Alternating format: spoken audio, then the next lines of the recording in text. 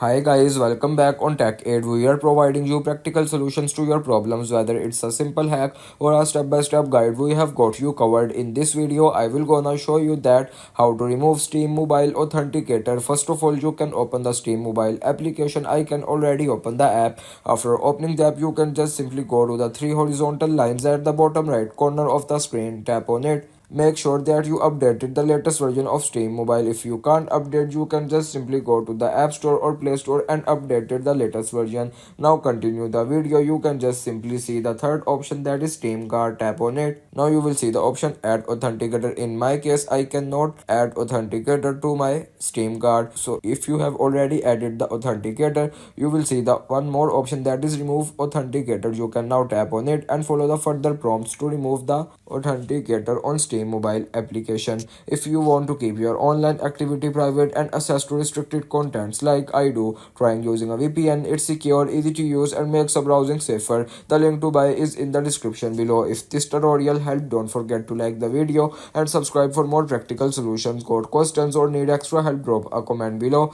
and we will be happy to assist. See you in the next one. Thanks.